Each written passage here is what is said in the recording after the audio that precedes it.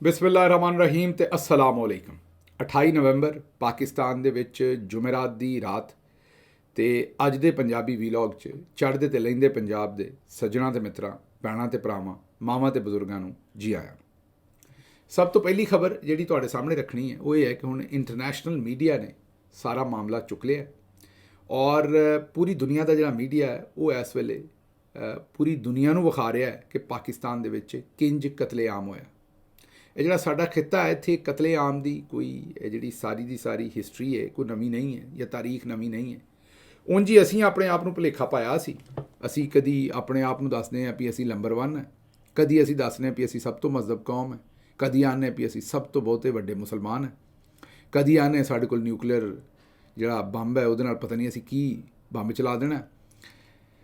ਤੁਸੀਂ ਸਾਰੀ ਉਮਰ ਜਿਹੜੇ ਪਿੰਡਾਂ 'ਚ ਰਹਿਣ ਵਾਲੇ ਜਾਂ ਪਿੰਡਾਂ 'ਚ ਵੱਡੇ ਹੋਣ ਵਾਲੇ ਮੁੰਡੇ ਅਤੇ ਕੁੜੀਆਂ ਨੇ ਜਾਂ ਇਸ ਵੇਲੇ ਬਾਬੇ ਅਤੇ ਮਾਈਆਂ ਨੇ ਜਾਂ ਜਿਹੜੀ ਵੀ ਉਮਰਾਂ ਦੇ ਵਿੱਚ ਹੈਗੇ ਉਹ ਚੇਤੇ ਕਰੋ ਵੀ ਨਿੱਕੇ ਹੁੰਦੇ ਤੋਂ ਇੱਕ ਮੁਹਾਵਰਾ ਸੁਣਦੇ ਆਏ, ਉਹ ਆਏ ਜਿਹਨਾਂ ਢਾਕੇ ਬੰਬ ਚਲਾਏ। ਜਦੋਂ ਨਿੱਕੇ ਹੁੰਦੇ ਸਾਂ ਤਾਂ ਹੱਸ ਪਈਦਾ ਸੀ, ਇਸ ਗੱਲ 'ਤੇ ਗੱਲ ਸੁਣੀ ਦੀ ਸੀ ਅਤੇ ਹਾਸਾ ਨਿਕਲ ਜਾਂਦਾ ਸੀ। ਇਹ ਗੱਲ ਮੈਂ ਮੁਹੰਮਦ ਹਨੀਫ ਸਾਹਿਬ ਕੋਲੋਂ ਸੁਣੀ ਅਤੇ ਉਹਨਾਂ ਨੇ ਬੜੇ ਸੋਹਣੇ ਤਰੀਕੇ ਨਾਲ ਸੁਣਾਈ ਅਤੇ ਮੈਨੂੰ ਲੱਗਾ ਕਿ ਤੁਹਾਡੇ ਨਾਲ ਸ਼ੇਅਰ ਕਰਨੀ ਚਾਹੀਦੀ। ਜਿਸ ਵੇਲੇ ਇਹ ਗੱਲ ਸੁਣੀ ਦੀ ਸੀ ਵੀ ਉਹ ਆਏ ਜਿਹਨਾਂ ਢਾਕੇ ਬੰਬ ਚਲਾਏ, ਅਤੇ ਉਹ ਜਿਹੜੇ ਬੰਦੇ ਦੇ ਬਾਰੇ ਆਖਿਆ ਜਾਂਦਾ ਸੀ, ਕਿਸੇ ਬੈਠਕ ਦੇ ਵਿੱਚ ਆ ਕੇ ਕੋਈ ਬੰਦਾ ਬਹਿੰਦਾ ਸੀ ਜਾਂ ਕਿਸੇ ਥੜੇ 'ਤੇ ਉਹ ਜਿਹੜਾ ਐਵੇਂ ਮਾਠਾ ਜਿਹਾ ਬੰਦਾ ਹੁੰਦਾ ਸੀ ਜਿਹਦਾ ਪਤਾ ਹੁੰਦਾ ਸੀ ਵੀ ਸਾਰਾ ਦਿਨ ਉਹ ਆਪਣਾ ਮੱਝਾਂ ਨੂੰ ਪੱਠੇ ਪਾਉਂਦਾ ਅਤੇ ਸਾਨੂੰ ਇਹ ਵੀ ਨਹੀਂ ਸੀ ਪਤਾ ਵੀ ਢਾਕਾ ਕਿੱਥੇ ਹੈ, ਕਿਉਂਕਿ ਅਸੀਂ ਕਿਹੜਾ ਢਾਕਾ ਵੇਖਿਆ ਸੀ। ਇਹ ਪਤਾ ਵੀ ਬੰਗਲਾਦੇਸ਼ 'ਚ ਹੁੰਦਾ ਸੀ, ਸਕੂਲੇ ਪੜ੍ਹਦੇ ਸਾਂ ਅਤੇ ਦੱਸਿਆ ਸੀ ਵੀ ਹਿੰਦੁਸਤਾਨ ਨੇ ਸਾਡੇ ਕੋਲ ਢਾਕਾ ਖੋਹ ਲਿਆ ਅਤੇ ਬੜਾ ਜ਼ੁਲਮ ਕੀਤਾ ਪਾਕਿਸਤਾਨ ਦੇ ਨਾਲ, ਪਾਕਿਸਤਾਨ ਨੂੰ ਉਜਾੜ ਕੇ ਰੱਖ ਦਿੱਤਾ। ਸਾਡੀਆਂ ਕਿਤਾਬਾਂ ਜਿੱਥੇ ਮਤਾਲਿਆ ਪਾਕਿਸਤਾਨ, ਜਿਹਨੂੰ ਅੱਜ ਕੱਲ੍ਹ ਮਗਾਲਤਾ ਪਾਕਿਸਤਾਨ ਆਖਿਆ ਜਾਂਦਾ ਹੈ, ਉਹਦੇ 'ਚ ਸਾਨੂੰ ਇਹ ਪੜ੍ਹਾਇਆ ਜਾਂਦਾ ਸੀ ਕਿ ਅਸੀਂ ਤਾਂ ਬੜੇ ਚੰਗੇ ਸਾਂ ਅਤੇ ਜਿਵੇਂ ਰਜ਼ੀਆ ਗੁੰਡਿਆਂ 'ਚ ਫਸ ਜਾਏ ਇਹੋ ਜਿਹੀ ਗੱਲ ਹੀ ਸਾਨੂੰ ਪੜ੍ਹਾਈ ਜਾਂਦੀ ਸੀ ਵੀ ਅਸੀਂ ਤਾਂ ਬੜੇ ਚੰਗੇ ਸਾਂ, ਵਸਣ ਡਏ ਸਾਂ ਦੋ ਭਰਾ ਜਿਨ੍ਹਾਂ ਦੀ ਵਿਹੜੇ ਦੇ ਵਿੱਚ ਕੋਈ ਕੰਧ ਵੀ ਨਹੀਂ ਸੀ ਹੈਗੀ ਅਤੇ ਹਿੰਦੁਸਤਾਨ ਆਇਆ ਅਤੇ ਉਹਨੇ ਉੱਥੇ ਕੰਧ ਵੀ ਖਿੱਚ ਦਿੱਤੀ ਅਤੇ ਉਹ ਵੀ ਫੜ ਕੇ ਖੂਨ ਦੇ ਨਾਲ। ਸਾਨੂੰ ਇਹੀ ਦੱਸਿਆ ਵੀ ਹਿੰਦੁਸਤਾਨ ਜਿਹੜਾ ਉਹ ਆ ਵੜਿਆ ਬੰਗਲਾਦੇਸ਼ ਦੇ ਵਿੱਚ। ਅਸਾਂ ਯੂਨੀਵਰਸਿਟੀਆਂ ਦੇ ਵਿੱਚ ਮਾਸਟਰ ਡਿਗਰੀਆਂ ਵੀ ਕਰ ਲਈਆਂ, ਪਰ ਸਾਨੂੰ ਕਿਸੇ ਨੇ ਦੱਸਿਆ ਕਿ ਸ਼ੇਖ ਮੁਜੀਬੁਰ ਰਹਿਮਾਨ ਨਾਲ ਅਸੀਂ ਕੀਤਾ ਕੀ, ਉਹਨੇ ਸੀਟਾਂ ਕਿੰਨੀਆਂ ਜਿੱਤੀਆਂ ਸਨ ਅਤੇ ਫਿਰ ਅਸੈਂਬਲੀ ਦਾ ਇਜਲਾਸ ਅਸੀਂ ਨਹੀਂ ਬੁਲਾਉਂਦੇ ਰਹੇ। ਤੁਹਾਨੂੰ ਪਤਾ ਹੀ ਹੈ ਕਿ ਸ਼ੇਖ ਮੁਜੀਬੁਰ ਰਹਿਮਾਨ ਨੇ 160 ਤੋਂ ਬਹੁਤੀਆਂ ਸੀਟਾਂ ਜਿੱਤੀਆਂ ਸਨ ਅਤੇ ਦੂਜੇ ਪਾਸੇ ਭੁੱਟੋ ਸਾਹਿਬ ਦੇ ਕੋਲ 80 81 82 ਸੀਟਾਂ ਸਨ, ਅੱਧੀਆਂ ਸੀਟਾਂ ਸਨ। ਲੇਕਿਨ ਉਸ ਵੇਲੇ ਦੇ ਜਿਹੜੇ ਚੌਧਰੀ ਨਿਜ਼ਾਮਦੀਨ ਸਨ, ਉਸ ਵੇਲੇ ਦੇ ਜਿਹੜੇ ਜਨਰਲ ਆਸਿਮ ਮੁਨੀਰ ਸਾਹਿਬ ਸਨ, ਉਹ ਚਾਹੁੰਦੇ ਸਨ ਕਿ ਬਈ ਹਕੂਮਤ ਜਿਹੜੀ ਹੈ ਉਹ ਹਰ ਸੂਰਤ ਜਿਹੜੀ ਹੈ ਉਹ ਉਸ ਵੇਲੇ ਦੇ ਸ਼ਹਿਬਾਜ਼ ਸ਼ਰੀਫ ਨੂੰ ਹੀ ਦਿੱਤੀ ਜਾਵੇ। ਯਾਹਿਆ ਖਾਨ ਸਾਹਿਬ ਨੇ ਫੈਸਲਾ ਕਰ ਲਿਆ ਅਤੇ ਭੁੱਟੋ ਸਾਹਿਬ ਵੀ ਰਲ ਗਏ, ਕਿਉਂਕਿ ਇਕਤਦਾਰ ਸਾਰਿਆਂ ਨੂੰ ਪਿਆਰਾ ਹੈ। ਜਿਸ ਵੇਲੇ ਇਕਤਦਾਰ ਸਾਹਮਣੇ ਆਉਂਦਾ ਉਦੋਂ ਕੋਈ ਕਾਨੂੰਨ ਨਹੀਂ, ਕੋਈ ਇਨਸਾਫ ਨਹੀਂ, ਕੋਈ ਜਮਹੂਰੀਅਤ ਨਹੀਂ, ਕੋਈ ਗੱਲ ਨਹੀਂ, ਕੋਈ ਬਾਤ ਨਹੀਂ। ਅਤੇ ਉਸ ਵੇਲੇ ਫਿਰ 160 ਵਾਲੇ ਸੀਟਾਂ ਵਾਲੇ ਨੂੰ ਹਕੂਮਤ ਦਾ ਨਾਂ ਦੇਣ ਦਾ ਫੈਸਲਾ ਕੀਤਾ ਅਤੇ 80 81 ਵਾਲਿਆਂ ਨੂੰ ਆਖਿਆ ਵੀ ਅਸੀਂ ਹਕੂਮਤ ਦੇਣੀ। ਉਹਨਾਂ ਉੱਥੇ ਇਜਲਾਸ ਬੁਲਾਇਆ ਢਾਕੇ ਦੇ ਵਿੱਚ ਅਤੇ ਇਹਨਾਂ ਫੈਸਲਾ ਕੀਤਾ ਕਿ ਉੱਥੇ ਜਿਹੜਾ ਇਜਲਾਸ 'ਚ ਗਿਆ ਉਹਦੀਆਂ ਲੱਤਾਂ ਤੋੜ ਦਿਆਂਗੇ। ਇਜਲਾਸ 3 ਤਾਰੀਖ ਨੂੰ ਸੱਦਿਆ ਗਿਆ। ਇੱਥੋਂ ਚੰਦ ਲੋਕ ਗਏ, ਅਹਿਮਦ ਰਜ਼ਾ ਕਸੂਰੀ ਵਗੈਰਾ, ਉਹਨਾਂ ਨੂੰ ਧਮਕੀਆਂ ਦਿੱਤੀਆਂ ਗਈਆਂ ਪਰ ਉਹ ਫਿਰ ਵੀ ਚਲੇ ਗਏ। 3 ਤਾਰੀਖ ਨੂੰ ਉੱਥੇ ਇਜਲਾਸ ਨਾ ਹੋਣ ਦਿੱਤਾ। ਉਹ ਇਜਲਾਸ 3 ਤੋਂ ਬਾਅਦ 6 ਤਾਰੀਖ ਤੱਕ ਚਲਾ ਗਿਆ। ਇਹ ਮਾਰਚ ਦੀ ਗੱਲ ਹੈ। ਇਲੈਕਸ਼ਨ ਹੋਇਆ ਸੀ ਜੇ ਦਸੰਬਰ ਦੇ ਵਿੱਚ, ਦਸੰਬਰ 1970। ਔਰ ਇਹ ਸਵਾਦ ਦੀ ਗੱਲ ਇਹ ਹੈ ਕਿ ਹਿੰਦੁਸਤਾਨ ਨੇ ਜਿਸ ਵੇਲੇ ਇੰਡੀਆ ਅਤੇ ਪਾਕਿਸਤਾਨ ਇਕੱਠੇ ਸਨ, ਇੱਕ ਇੰਡੀਆ ਸੀ ਅਤੇ ਉਹਦੇ ਵਿੱਚੋਂ ਇੱਕ ਹਿੰਦੁਸਤਾਨ ਨਿਕਲਿਆ ਅਤੇ ਇੱਕ ਪਾਕਿਸਤਾਨ ਨਿਕਲਿਆ 1947 'ਚ, ਅਤੇ ਉਹਨਾਂ ਪਹਿਲਿਆਂ ਤਕਰੀਬਨ 3.5 ਵਰ੍ਹਿਆਂ ਦੇ ਵਿੱਚ ਆਪਣਾ ਆਈਨ ਵੀ ਬਣਾ ਲਿਆ ਅਤੇ ਪਹਿਲੇ ਜਨਰਲ ਇਲੈਕਸ਼ਨ ਵੀ ਕਰਵਾ ਲਏ। ਅਸੀਂ ਇਹੋ ਜਿਹਾ ਕੰਮ ਕੋਈ ਨਹੀਂ ਕੀਤਾ। ਆਈਨ ਐਡੇ ਅਸੀਂ ਕੋਈ ਸੀਰੀਅਸ ਹੀ ਨਹੀਂ ਸਾਂ। ਆਈਨ ਜਿਹੜਾ ਬਣਿਆ ਉਹ ਕੋਈ 56 58 ਜਾ ਕੇ ਬਣਿਆ ਅਤੇ ਉਹਨੂੰ ਨਾਲ ਹੀ ਅਯੂਬ ਖਾਨ ਸਾਹਿਬ ਨੇ ਮੁਅੱਤਲ ਕਰ ਛੱਡਿਆ। ਉਸ ਤੋਂ ਬਾਅਦ ਉਹਨਾਂ ਮਰਜ਼ੀ ਦੇ ਬਲਦੀਆਤੀ ਇਲੈਕਸ਼ਨ ਕਰਾਏ, ਜਿਹੜੇ ਇਲੈਕਸ਼ਨ ਬਿਲਕੁਲ ਚੋਰੀ ਦਾ ਮੈਂਡੇਟ ਸੀ ਜਿਵੇਂ ਦੇ ਹੁਣ ਨੇ ਬੈਠੇ ਹੋਏ। ਔਰ ਉਹ ਜਿਹੜੇ ਬਲਦੀਆਤੀ ਨੁਮਾਇੰਦੇ ਸਨ ਨਾ, ਉਹਨਾਂ ਦੇ ਕੋਲੋਂ ਪਹਿਲਾਂ ਬਲਦੀਆਤੀ ਇਲੈਕਸ਼ਨ ਕਰਾਏ, BD ਮੈਂਬਰ, ਕੌਂਸਲਰ, ਫਿਰ ਉਹਨਾਂ ਮੈਂਬਰਾਂ ਦੇ ਕੋਲੋਂ ਵੋਟ ਪਵਾ ਕੇ ਅਤੇ ਉੱਤੇ ਅਸੈਂਬਲੀਆਂ ਬਣਾ ਲਈਆਂ ਮਰਜ਼ੀ ਨਾਲ ਹੀ। ਫਾਤਮਾ ਜਨਾਹ ਸਾਹਿਬਾ ਕਾਇਦ ਆਜ਼ਮ ਦੀ ਭੈਣ ਸਨ, ਉਹਨਾਂ ਨੂੰ ਲੱਗਾ ਸੀ ਵੀ ਪਾਕਿਸਤਾਨ ਉਹਨਾਂ ਜਮਹੂਰੀਅਤ ਵਾਸਤੇ ਬਣਾਇਆ। ਉਹਨਾਂ ਵੀ ਚੌਧਰੀ ਨਿਜ਼ਾਮਦੀਨ ਦੇ ਖਿਲਾਫ ਇਲੈਕਸ਼ਨ ਲੜਨ ਦੀ ਕੋਸ਼ਿਸ਼ ਕੀਤੀ, ਮਤਲਬ ਕਿ ਅਯੂਬ ਖਾਨ ਸਾਹਿਬ ਦੇ, ਲੇਕਿਨ ਉਹ ਨਾ ਲੜ ਸਕੇ ਕਿਉਂਕਿ ਉਹਨਾਂ ਕੋਲੋਂ ਇਲੈਕਸ਼ਨ ਖੋਹ ਲਿਆ। ਉਹਨਾਂ ਨੂੰ ਬਗਾਵਤ, ਗੱਦਾਰੀ ਦੇ ਪਰਚੇ ਵੀ ਦਿੱਤੇ ਗਏ। ਉਹਨਾਂ ਨੂੰ ਰਾਹ ਦਾ CIA ਦਾ ਏਜੰਟ ਵੀ ਆਖਿਆ ਗਿਆ। ਉਹ ਪਤਾ ਨਹੀਂ ਕਿਹੜਾ ਕਿਹੜਾ ਇਲਜ਼ਾਮ ਉਹਨਾਂ ਦੇ ਉੱਤੇ ਲਾ ਦਿੱਤਾ ਗਿਆ। ਲੇਕਿਨ ਮੁੱਖ ਦੀ ਗੱਲ ਇਹ ਮੁੱਕੀ ਕਿ ਫਾਤਮਾ ਜਨਾਹ ਨੂੰ ਹਰ ਤਰੀਕੇ ਨਾਲ ਉਹਦੀ ਕਿਰਦਾਰਕਸ਼ੀ ਵੀ ਕੀਤੀ ਗਈ। ਤੁਹਾਨੂੰ ਪਤਾ ਵੀ ਇਸ ਦੇ ਮਰਦਾਂ ਨਹੀਂ ਛੱਡਦੇ ਤਾਂ ਔਰਤਾਂ ਦੇ ਫਿਰ ਸਾਡਾ ਫੇਵਰੇਟ ਟੌਪਿਕ ਹੋਇਆ ਨਾ ਕਿਰਦਾਰਕਸ਼ੀ ਕਰਨਾ। ਉਹਨਾਂ ਦੀ ਕਿਰਦਾਰਕਸ਼ੀ ਵੀ ਕੀਤੀ ਗਈ। ਅਤੇ ਇਸ ਸਾਰੇ ਮਾਮਲੇ ਦੇ ਵਿੱਚ ਸਾਨੂੰ ਜਿਹੜੀ ਗੱਲ ਪਤਾ ਲੱਗੀ ਉਹ ਇਹੀ ਕਿ ਹਿਸਟਰੀ ਜਦੋਂ ਹੁਣ ਪੜ੍ਹਦੇ ਹਾਂ ਉਸ ਵੇਲੇ ਤਾਂ ਕਿਸੇ ਨੇ ਦੱਸਿਆ ਹੀ ਨਹੀਂ, ਨਾ ਪੜ੍ਹਨ ਦਿੱਤੀ, ਲੁਕੋ ਕੇ ਹੀ ਰੱਖੀ, ਓਲੇ 'ਚ ਹੀ ਰੱਖੀ। ਇਹ ਸਾਰੀ ਗੱਲ ਤੋਂ ਬਾਅਦ ਪਤਾ ਇਹ ਲੱਗਾ ਕਿ ਇੱਥੇ ਅਜ਼ਲ ਤੋਂ ਇਹੀ ਹੁੰਦਾ ਆਇਆ ਜਿਹੜਾ ਹੁਣ ਹੋਇਆ। ਬਹਰਹਾਲ ਫਾਤਮਾ ਜਨਾਹ ਦੇ ਕੋਲੋਂ ਇਲੈਕਸ਼ਨ ਖੋਲ੍ਹਿਆ ਗਿਆ। ਉਸ ਤੋਂ ਬਾਅਦ 1970 'ਚ ਪਹਿਲੀ ਵਾਰੀ ਅਸੀਂ 1947 ਤੋਂ ਲੈ ਕੇ 1970 ਤੱਕ ਅਸੀਂ ਕਦੇ ਜਨਰਲ ਇਲੈਕਸ਼ਨ ਨਾ ਕਰਾਏ। ਸਾਨੂੰ ਕੋਈ ਇਹ 23 ਸਾਲ ਲੱਗੇ, ਹਿੰਦੁਸਤਾਨ ਨੇ 3.5 ਵਰ੍ਹਿਆਂ 'ਚ ਕਰਵਾ ਲਏ, ਸਾਨੂੰ 23 ਵਰ੍ਹੇ ਲੱਗੇ ਜਨਰਲ ਇਲੈਕਸ਼ਨ ਕਰਵਾਉਣ 'ਤੇ। ਅਤੇ ਜਿਹੜਾ ਕਰਾਇਆ ਹੀ ਕਰਾਇਆ ਉਹਦੇ 'ਚ ਅਸੀਂ ਮੁਲਕ ਦੋ ਟੋਟੇ ਕਰ ਲਿਆ। ਔਰ ਉਹ ਵੀ ਇਸ ਤੋਂ ਕੀਤਾ ਵੀ ਅਸੀਂ ਲਾਲਚ 'ਚ ਆ ਗਏ। ਯਾਹਿਆ ਖਾਨ ਸਾਹਿਬ ਜਿਹੜੇ ਨੇ ਉਹ ਛੱਡਣਾ ਹੀ ਨਹੀਂ ਸੀ ਚਾਹੁੰਦੇ। ਉਹ ਬਿਲਾ ਸ਼ਿਰਕਤ ਗੈਰ ਆਪਣਾ ਇਕਤਦਾਰ ਹੀ ਰੱਖਣਾ ਚਾਹੁੰਦੇ ਸਨ। ਉਹ ਇੰਡੀਪੈਂਡੈਂਟ ਲੀਡਰ ਨੂੰ ਵਜ਼ੀਰ ਆਜ਼ਮ ਨਹੀਂ ਸੀ ਬਣਾਉਣ ਦੇਣਾ ਚਾਹੁੰਦੇ। ਕੋਈ ਸ਼ਬਾਜ਼ ਸ਼ਰੀਫ ਵਰਗਾ ਜਿਹੜਾ ਉਸ ਵੇਲੇ ਭੁੱਟੋ ਸਾਹਿਬ ਸਨ, ਉਹਨਾਂ ਨੂੰ ਆਪਣੇ ਹੱਥ ਥੱਲੇ ਵਜ਼ੀਰ ਆਜ਼ਮ ਬਣਾਉਣਾ ਚਾਹੁੰਦੇ ਸਨ। ਮਾਜ਼ਰਤ। ਅੱਛਾ, ਇਹ ਵੀ ਤੁਹਾਨੂੰ ਨਹੀਂ ਪਤਾ ਹੋਏਗਾ ਬੜਿਆਂ ਸਾਰਿਆਂ ਨੂੰ ਕਿ ਜਦੋਂ ਪਾਕਿਸਤਾਨ ਟੁੱਟ ਗਿਆ, ਉਹ ਬਾਅਦ 'ਚ ਦੱਸਣਾ ਵੀ ਟੁੱਟਾ ਕਿਵੇਂ, ਲੇਕਿਨ ਜਦੋਂ ਪਾਕਿਸਤਾਨ ਟੁੱਟ ਗਿਆ, ਇੱਥੇ ਕਿਸੇ ਦਿਨ ਫਿਰ ਗੱਲ ਕਰਾਂਗੇ। ਜਦੋਂ ਪਾਕਿਸਤਾਨ ਟੁੱਟ ਗਿਆ, ਯਾਹਿਆ ਖਾਨ ਸਾਹਿਬ ਉਦੋਂ ਵੀ ਇਕਤਦਾਰ ਛੱਡਣ ਨੂੰ ਤਿਆਰ ਨਹੀਂ ਸੀ। ਉਹ ਤੇ ਫਿਰ ਇੱਕ ਬ੍ਰਿਗੇਡੀਅਰ FB ਅਲੀ, ਹਾਂਜੀ, ਪਾਕਿਸਤਾਨ ਦੀ ਹਿਸਟਰੀ ਦਾ ਇੱਕ ਵੱਡਾ ਨਾਂ ਹੈ ਬ੍ਰਿਗੇਡੀਅਰ FB ਅਲੀ, ਉਹਨਾਂ ਨੇ ਕੂ ਕਰ ਦਿੱਤਾ। ਉਹ ਇੱਥੇ ਖਾਰੀਆਂ ਜਾਂ ਇਸ ਕੈਂਟ ਦੇ ਗੁਜਰਾਤ ਇਸ ਇਲਾਕੇ ਦੇ ਵਿੱਚ ਉਹ ਪੋਸਟਡ ਸਨ ਬ੍ਰਿਗੇਡੀਅਰ ਸਾਹਿਬ। ਉਹਨਾਂ ਕੂ ਕੀਤਾ ਔਰ ਉਹਨਾਂ ਕਿਹਾ ਵੀ ਮੈਂ ਕਬਜ਼ਾ ਕਰ ਲੈਣਾ, ਨਹੀਂ ਤਾਂ ਯਾਹਿਆ ਖਾਨ ਨੂੰ ਹਟਾਓ। ਅਤੇ ਉਹ ਫੌਜ ਦੇ ਅੰਦਰੋਂ ਉਹ ਜਿਹੜਾ ਕੂ ਨਮਾ ਇੱਕ ਚੀਜ਼ ਹੋਈ, ਸੌਫਟ ਕੂ ਕਹਿ ਲਓ, ਹਾਰਡ ਕੂ ਕਹਿ ਲਓ, ਜੋ ਵੀ ਕਹਿਣਾ ਉਹਨੂੰ, ਉਹ ਤਦ ਜਾ ਕੇ ਯਾਹਿਆ ਖਾਨ ਸਾਹਿਬ ਤੋਂ ਜਾਨ ਛੁੱਟੀ। ਵਰਨਾ ਉਹ ਪਾਕਿਸਤਾਨ ਟੁੱਟਣ ਤੋਂ ਬਾਅਦ ਵੀ ਮੇਰੇ ਅਜ਼ੀਜ਼ ਹਮਵਤਨੋਂ ਅਤੇ ਇਹ ਮਾਮਲਾ ਜਿਹੜਾ ਉਹ ਜਾਰੀ ਰੱਖਣਾ ਚਾਹੁੰਦੇ ਸਨ। ਲੇਕਿਨ ਸਾਨੂੰ ਨਾ ਕਦੇ ਕਿਸੇ ਨੇ ਇਸ ਗੱਲ ਦਾ ਪਤਾ ਲੱਗਣ ਦਿੱਤਾ। ਜਿਵੇਂ ਮੇਰਾ ਮਤਲਬ ਹੈ ਵੀ ਪੌਣੇ ਦੇ ਨਾਲ ਰੋਟੀਆਂ ਢੱਕੀਆਂ ਹੁੰਦੀਆਂ ਨੇ, ਐਵੇਂ ਹੀ ਚੌਧਰੀ ਨਿਜ਼ਾਮਦੀਨ ਨੇ ਇਸ ਕੰਮ ਨੂੰ ਢੱਕ ਕੇ ਰੱਖਿਆ, ਕਿਉਂਕਿ ਸਾਨੂੰ ਤਾਂ ਇਹੀ ਦੱਸਿਆ ਵੀ ਅਸੀਂ ਨੰਬਰ 1 ਹੈ ਅਤੇ ਤੁਸੀਂ ਵੀ ਨੰਬਰ 1 ਹੋ। ਅਸੀਂ ਆਪਣੇ ਆਪ ਨੂੰ ਵੀ ਬੁਲਬੁਲੀਆਂ ਮਾਰਦੇ ਫਿਰੇ ਵੀ ਸਾਡਾ ਐਟਮ ਬੰਬ ਜਿਹੜਾ ਉਹਦੇ ਨਾਲ ਤਾਂ ਅਸੀਂ ਜਿੱਧਰ ਨੂੰ ਮਰਜ਼ੀ ਚਲਾ ਦਈਏ। ਅਤੇ ਬਹਰਹਾਲ ਵਾਪਸ ਆਉਂਦੇ ਉਸ ਗੱਲ 'ਤੇ ਵੀ ਪਿੰਡ ਬੈਠੇ ਹੁੰਦੇ ਸਾਂ, ਮਾੜਾ ਜਿਹਾ ਬੰਦਾ ਆਉਂਦਾ ਸੀ ਜਿਹਦੀ ਜੁੱਤੀ ਵੀ ਟੁੱਟੀ ਹੁੰਦੀ ਸੀ, ਧੋਤੀ ਵੀ ਪਾਟੀ ਹੁੰਦੀ ਸੀ, ਉਹ ਜਿਸ ਵੇਲੇ ਆ ਕੇ ਬਹਿੰਦਾ ਸੀ ਅਤੇ ਸਾਰੇ ਆਉਂਦੇ ਸਨ ਉਹ ਆਏ ਜਿਹਨਾਂ ਢਾਕੇ ਬੰਬ ਚਲਾਏ, ਅਤੇ ਸਾਰੇ ਇਸ ਗੱਲ 'ਤੇ ਹੱਸ ਪੈਂਦੇ ਸਨ। ਅੱਛਾ, ਸਾਨੂੰ ਹੁਣ ਪਤਾ ਹੀ ਨਹੀਂ ਸੀ ਵੀ ਇਹ ਕੀ ਗੱਲ। ਉਹ ਪਤਾ ਕਿਤੇ ਬੜਾ ਚਿਰ ਬਾਅਦ 'ਚ ਹੁਣ ਪਤਾ ਲੱਗਾ ਹੈ ਕਿ ਉਹ ਅਸਲ ਦੇ ਵਿੱਚ ਮਖੌਲ ਸੀ। ਉਹ ਮਖੌਲ ਸੀ ਵੀ ਜਿਹੜੇ ਅਸੀਂ ਢਾਕੇ ਬੰਬ ਚਲਾਏ, ਕਿਉਂਕਿ ਕੌਮ ਨੂੰ ਤਾਂ ਅਸੀਂ ਇਹੀ ਦੱਸਦੇ ਰਹੇ ਵੀ ਸਾਰਾ ਕੁਝ ਕੰਟਰੋਲ 'ਚ ਹੈ, ਸਾਰਾ ਕੁਝ ਸਾਡੇ ਬਿਲਕੁਲ ਮੁਕੰਮਲ ਕੰਟਰੋਲ 'ਚ ਹੈ। 3 ਦਸੰਬਰ ਨੂੰ ਉੱਥੇ ਇਜਲਾਸ ਬੁਲਾਇਆ ਅਸੈਂਬਲੀ ਦਾ, ਔਰ ਇੱਧਰੋਂ ਲੋਕਾਂ ਨੂੰ ਜਾਣ ਨਾ ਦਿੱਤਾ। ਜਿਹੜੇ ਚੰਦ ਗਏ ਉਹਨਾਂ ਨੂੰ ਧਮਕੀਆਂ ਲਾਈਆਂ। ਇਜਲਾਸ ਜਿਹੜਾ ਉਹ ਮੁਲਤਵੀ ਕਰ ਛੱਡਿਆ। 3 ਤੋਂ 6 'ਤੇ ਗਿਆ, ਫਿਰ 6 ਨੂੰ ਵੀ ਨਾ ਕਰਾਇਆ। ਫਿਰ ਉੱਥੇ ਮੁਜ਼ਾਕਰਾਤ ਸ਼ੁਰੂ ਕਰ ਦਿੱਤੇ। ਜਿਹੋ ਜਿਹੇ ਮੁਜ਼ਾਕਰਾਤ ਹੁਣ ਆਫਰ ਕਰਦੇ ਨੇ ਕਦੀ ਕਦੀ, ਜਿਸ ਵੇਲੇ ਮੁਜ਼ਾਹਰੀਨ ਚੜ੍ਹ ਆਉਂਦੇ ਨੇ ਉਸ ਵੇਲੇ ਉਹ ਮੁਜ਼ਾਕਰਾਤ ਆਫਰ ਕਰਦੇ ਨੇ। ਫਿਰ ਮੁਜ਼ਾਕਰਾਤ ਸ਼ੁਰੂ ਕੀਤੇ, ਅਤੇ ਮੁਜ਼ਾਕਰਾਤ ਕੀ ਸ਼ੁਰੂ ਕੀਤੇ ਕਿ ਜੀ ਤੁਸੀਂ ਵਜ਼ੀਰ ਆਜ਼ਮ ਨਾ ਬਣੋ, ਤੁਹਾਨੂੰ ਵਜ਼ਾਰਤ ਦੇ ਦੇਣੇ ਤਗੜੀ ਜੀ, ਜਿਹਦੇ ਕੋਲ 2/3 ਮੈਜੋਰਿਟੀ ਹੈ ਉਹਨੂੰ ਵਜ਼ਾਰਤ ਦੇ ਦੇਣੇ, ਅਤੇ ਵਜ਼ੀਰ ਆਜ਼ਮ ਸਾਡਾ ਜਿਹੜਾ ਨਿੱਕਾ ਹੈ ਨਾ ਉਸ ਵੇਲੇ ਭੁੱਟੋ ਸਾਹਿਬ ਸਨ ਮਾਜ਼ਰਤ ਨਾਲ, ਉਹਨੂੰ ਹੀ ਬਣ ਦਿਓ।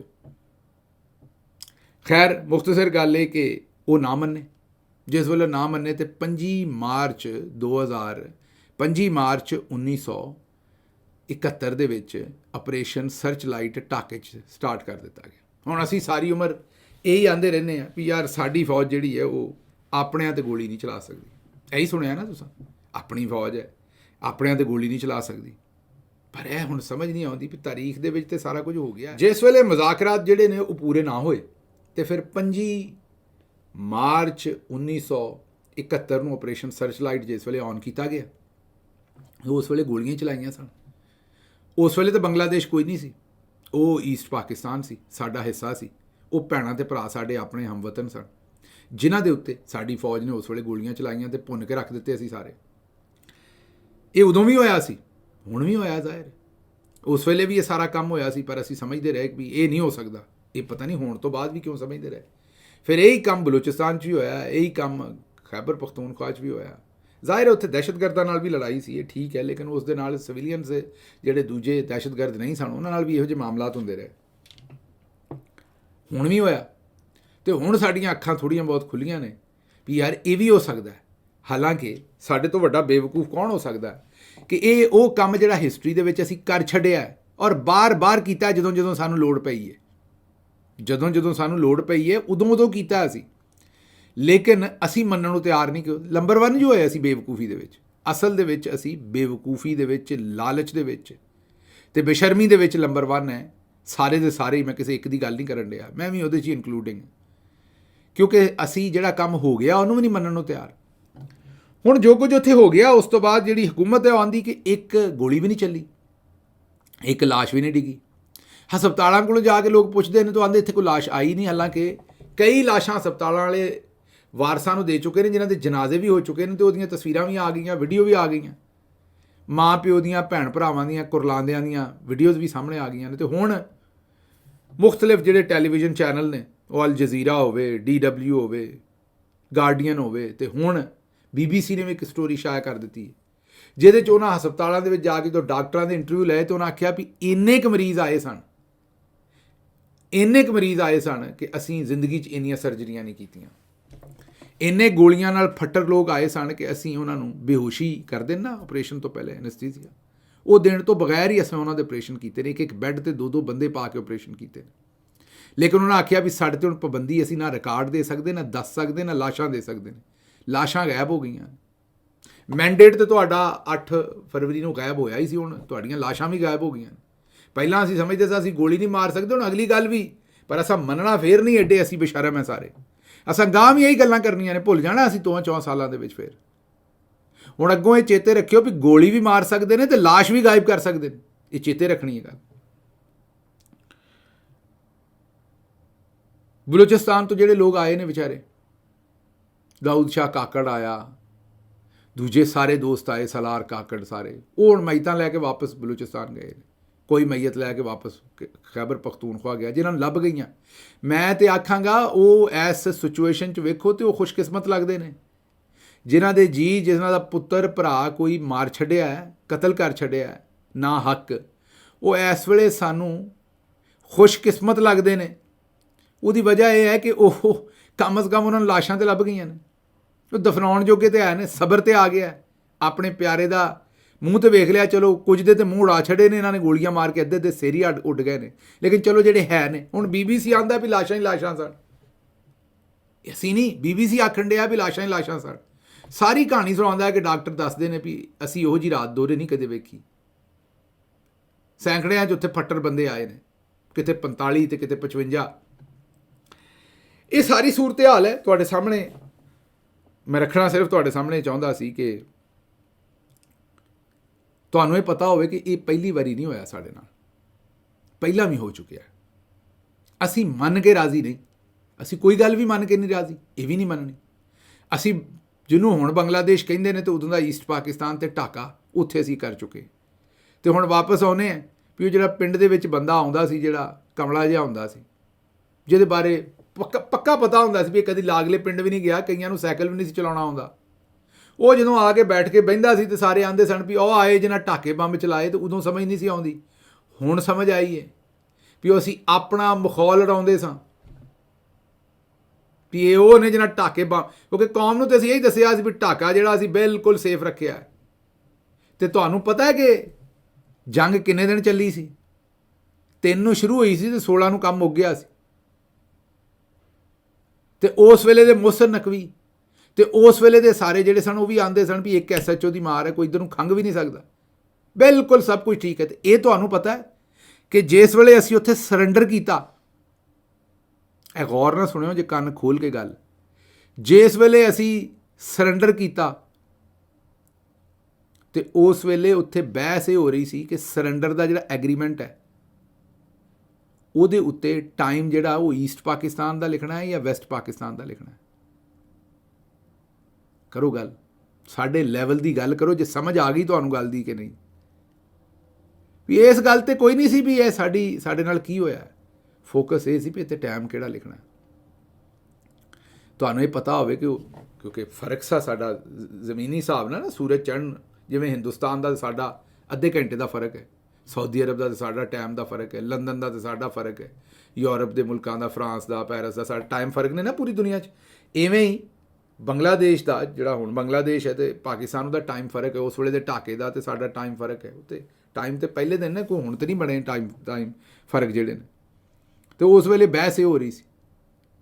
ਅਤੇ ਉੱਥੇ ਜਿਹੜਾ ਜਨਾਬ ਜਿਸ ਵੇਲੇ ਅਸੀਂ ਹਥਿਆਰ ਸੁੱਟੇ ਨੇ, ਅਤੇ ਉਹਦਾ ਜਿਹੜਾ ਐਗਰੀਮੈਂਟ ISPR ਦੀ ਪ੍ਰੈਸ ਕਾਨਫਰੰਸ ਇੱਥੇ ਚਲਾਈ ਸੀ ਨਾ ਅਸੀਂ, ਉਹ ਇਹੀ ਸੀ ਕਿ ਸਾਡਾ ਜਿਹੜਾ ਉੱਥੇ ਮੁਆਹਦਾ ਹੋ ਗਿਆ, ਜੰਗਬੰਦੀ ਦਾ ਮੁਆਹਦਾ ਹੋ ਗਿਆ, ਇਹ ਅਸੀਂ ਇੱਥੇ ਕੌਮ ਨੂੰ ਦੱਸਿਆ ਸੀ। ਅਤੇ ਜਨਾਬ ਇਹ ਹੁਣ ਮੋਹਸਿਨ ਨਕਵੀ ਹੋਣੀ, ਸ਼ਹਿਬਾਜ਼ ਸ਼ਰੀਫ ਹੋਣੀ, ਇਹ ਸਾਰੇ ਜਿਹੜੇ ਅਸੀਂ ਵੇਖੀਏ ਅਤੇ ਸਾਨੂੰ ਇੱਕ ਹੀ ਗੱਲ ਫਿਰ ਕਹਿਣ ਨੂੰ ਜੀ ਕਰਦਾ ਵੀ ਉਹ ਆਏ ਜਿਹਨਾਂ ਢਾਕੇ ਬੰਬ ਚਲਾਏ। ਮੈਨੂੰ ਦਿਓ ਇਜਾਜ਼ਤ ਅਤੇ ਰੱਬ ਰੱਖ।